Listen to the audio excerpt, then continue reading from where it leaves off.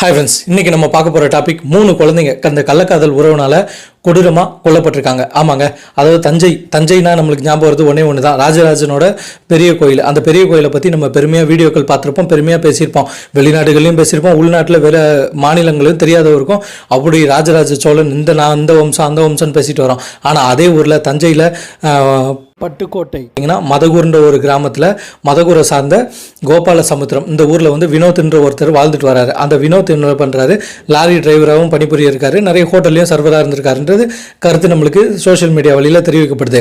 அப்படியாப்பட்டவரோட மனைவி தான் நித்யான்றவங்க என்ன பண்ணுறாங்க, வேற ஒரு இளைஞரோட அஃபரில் ஈடுபடுறாங்க. கள்ளக்காதல். இந்த கள்ளக்காதலை பற்றி நம்ம எண்ணற்ற டாபிக் பேசுகிறோம். எதுக்காக? வியூஸ்க்காகையா? இந்த மாதிரி குடும்பங்கள் வந்து ஏதாச்சும் சீரழிஞ்சு சங்க சமக்கூடாதுன்ற ஒரே காரணத்துக்காக தான். ஆனால் அதை யாரும் பெருசாக மதிக்கிறது கிடையாது. இந்த கள்ளக்காதல்னால இலவு பாருங்க என்ன கூட்டி இருக்குன்ட்டு. அதாவது 3 குழந்தைங்களோட உயிர் பறிப்பு இருக்குங்க. ஆமாங்க, இந்த இளைஞர் பார்த்தீங்கன்னா தன்னோட மனைவியை வந்து கள்ளக்காதலும் கூட போட தெரிஞ்சது, நீ இப்போ ஃபோனை பேசக்கூடாது வைக்கக்கூடாதுன்னு சொல்லியிருக்காரு. இவங்களோட பழக்கம் எப்படி ஏற்பட்டிருக்கு? சோஷியல் மீடியாவில் தான். இந்த சோஷியல் மீடியா வழியாக தான் அந்த பெண் வந்து வேற ஒரு ஆணை வந்து தொடர்பு கொண்டிருக்காங்க. ஏன்?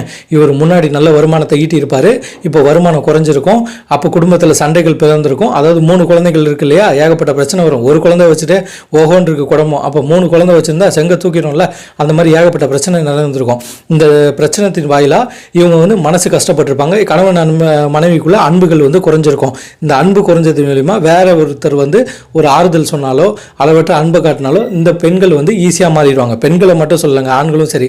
குடும்பத்துக்குள்ளே என்னைக்கு பிரச்சனை வருதோ, இன்னொருத்தர் இன்டர்ஃபியர் ஆகுறாங்களோ அன்றைக்கே குடும்பம் சீரழிஞ்சிரும். ஸோ இப்படி நடந்ததுனால இந்த நித்யா அவர்கள் வந்து என்ன பண்ணிட்டாங்க, அந்த ஆண் கூட போயிட்டாங்க. இப்படி போனதுனால மனவிரத்தியில் இருந்திருக்காரு நம்ம வினோத்குமார்.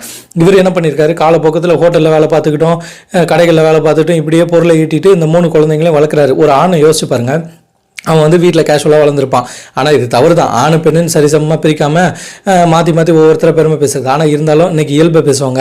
ஆண்கள் எப்போவுமே பெருசாக சமையலையும் சரி, துணி துவைக்கிறதுலையும் வேலைகள் செய்கிறதும் சோம்பேறி தான். பெண்களை கம்பேர் பண்ணும்போது பெண்கள் தான் உயர்ந்த நிலையில் நிற்கிறீங்க, உண்மை தான்.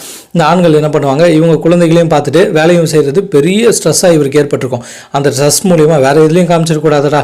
இவர் பார்த்தீங்கன்னா குடியில் நாட்டத்தை அதிகமாக செலுத்தியிருக்காரு, அதாவது மதுவை அதிகமாக உட்கொண்டிருக்காரு. அதுக்கப்புறம் பார்த்தீங்கன்னா கஞ்சா போன்ற புகைகளை அதிகமாக யூஸ் பண்ணியிருக்காரு.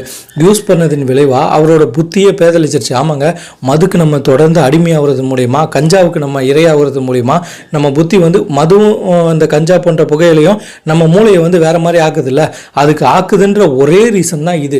ஸோ அதனால தான் நம்ம தமிழ்நாடு அரசு கூட இந்த மது விலக்கும் சரி, இந்த மாதிரி கஞ்சா போன்ற இலைகளையும் சரி தடுக்கணுன்றது நம்மளோட கருத்து. அவங்க தடுத்துக்கிட்டு தான் இருக்காங்க. இன்னும் கூடிய விரைவில் சுத்தமாக தமிழகத்தை விட்டே ஒழிக்கணுன்றது தான் நம்மளோட இது. ஏன்னா இன்னைக்கு பார்த்தீங்கன்னா 3 குழந்தை இறப்பு. குழந்தைகள்னா சாதாரண விஷயமாங்க. எத்தனையோ மக்கள் வந்து குழந்தை இல்லைன்ட்டு